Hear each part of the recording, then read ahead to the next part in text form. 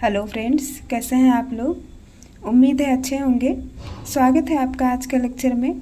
तो चलिए हम स्टार्ट करते हैं। आज हम पढ़ेंगे government of India act 1919। Okay, इस एक्ट को हम बोलते हैं मोंटेगू चेम्सफोर्ड रिफॉर्म, क्योंकि उस टाइम का जो वॉइस रॉय थे वो कौन थे? लॉर्ड चेम्सफोर्ड थे उस टाइम का वॉइस रॉय, इसलिए इनका नाम पड़ा Montagu Chelmsford reform. Okay, Objective: The British government aimed to gradually introduce a responsible government in India. That means कि जो अभी सिस्टम चल रही है इंडिया में, जैसे एग्जीक्यूटिव रिस्पॉन्सिबल होता है लेजिस्लेटिव की, जो भी काम करते हैं एग्जीक्यूटिव वो आंसरेबल होते हैं लेजिस्लेटिव हाउस में, तो सेम वे में ये रिस्पॉन्सिबल गवर्नमेंट को स्टार्ट करने के लिए, ब्रिटिश रिस्पॉन्सिबल गवर्नमेंट को लागू करने के लिए इस एक्ट के तहत ही उन्होंने स्टार्ट किया था। ओके, नेक्स्ट पॉइंट है classification of subject. Administration was divided into central and provincial subject under the devolution rule. जो एडमिनिस्ट्रेशन चल रहा था सेंट्रल का और प्रोविंशियल का, वो सब्जेक्ट डिवाइड हो गया। मतलब कुछ सब्जेक्ट सेंट्रल को दे दिया गया और कुछ सब्जेक्ट प्रोविंसेस को दे दिया गया। दैट मीन्स जो फॉर एग्जांपल फॉरेन अफेयर है, कम्युनिकेशन है, तो ये सब सेंट्रल हैंडल करेगी, और जो ग्राउंड लेवल का जो सब्जेक्ट है, फॉर एग्जांपल एजुकेशन हो गया, आपका एग्रीकल्चर हो गया, ये सब हो गया प्रोविंशियल सब्जेक्ट। ओके, मैं उस टाइम का बात कर रही हूँ। अभी जैसे एजुकेशन कंकरेंट लिस्ट में तभी वो दो था, सेंट्रल लिस्ट और provincial list. Okay, next point है dyarchy. Introduce a dual governance scheme in provincial subject.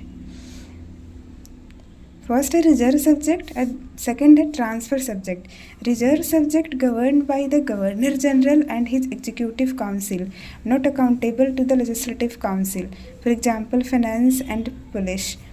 Transfer subject है managed with legislative council, for example education and health. जैसे जो रिजर्व सब्जेक्ट थी उसको कौन हैंडल करते थे? वो गवर्नर जनरल हैंडल करते थे अपने एग्जीक्यूटिव काउंसिल के हेल्प से। ओके, और वो जो लेजिस्लेटिव जो डिसीजन ले रहे हैं, वो जो काम कर रहे हैं, उनके लिए वो अकाउंटेबल नहीं थे, वो जवाबदेही उनकी नहीं थी लेजिस्लेटिव काउंसिल में।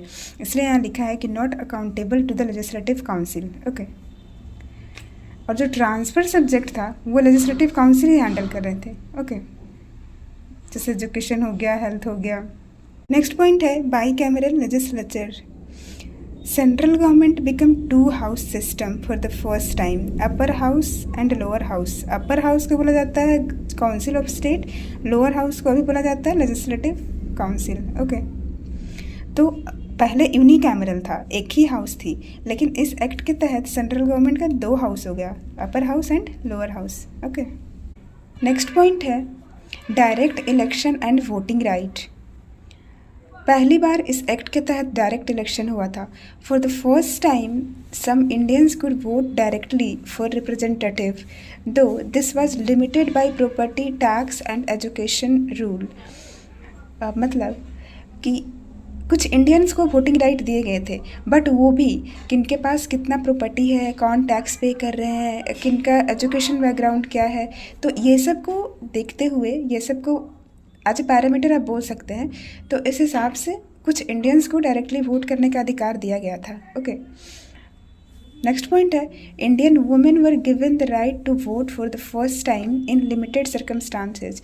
तो इस एक्ट के थ्रू वुमेन को भी वोट दिया गया था, बट सारे वुमेन्स को नहीं, कुछ को, और वो भी लिमिटेड सर्कमस्टांसेज में। ओके, नेक्स्ट पॉइंट है Indians representation. Increase 3 Indian members in viceroy executive council excluding the commander in chief. जो वॉइसरॉय के एग्जीक्यूटिव काउंसिल थे उनमें जो नंबर ऑफ इंडियंस मेंबर थे उनको इंक्रीज़ किया गया, बट वो कमांडर इन चीफ नहीं बन सकते थे। कमांडर इन चीफ मतलब जो हेड है वो नहीं बनेंगे, उनके अलावा आप मेंबर रह सकते हो, बट आप कमांडर इन चीफ नहीं बन सकते हैं। ओके,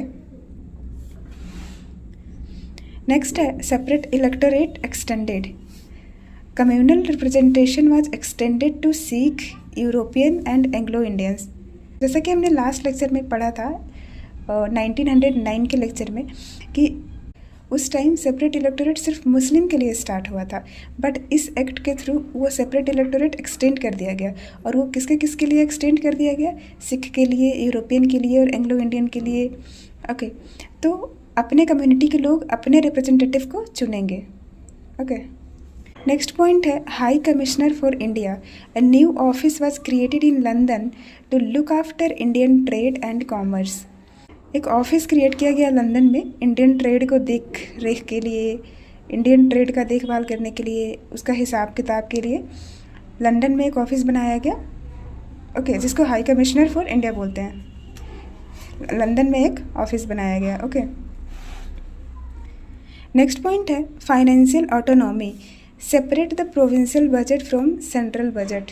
इस एक्ट के तहत प्रोविंसेस को सेपरेट बजट इनेक्ट करने का अथॉरिटी दे दी गई थी। ओके, कि आप अपना बजट खुद इनेक्ट कर सकते हो। तो उस टाइम से सेपरेट हो गया provincial budget and central budget. Okay, next point है civil service recruitment. Central public service commission was created in 1926। मतलब जब पब्लिक सर्विस कमीशन होता है ब्यूरोक्रेट को सिलेक्ट करने के लिए, जिससे IAS IPS बनते हैं, तो उसके लिए ही, सिविल सर्विस के लिए ही central public service commission create किया गया था 1926 में। ओके, नेक्स्ट पॉइंट है establishment of chamber of prince in 1921 with 120 member. वो डिस्कशन के लिए, डिबेट के लिए चैम्बर ऑफ प्रिंस इस्टेब्लिश किया गया था 1921 में, और वो 120 मेंबर का था। ओके, तो आज के लिए हम यहीं तक रखते हैं। Thank you very much.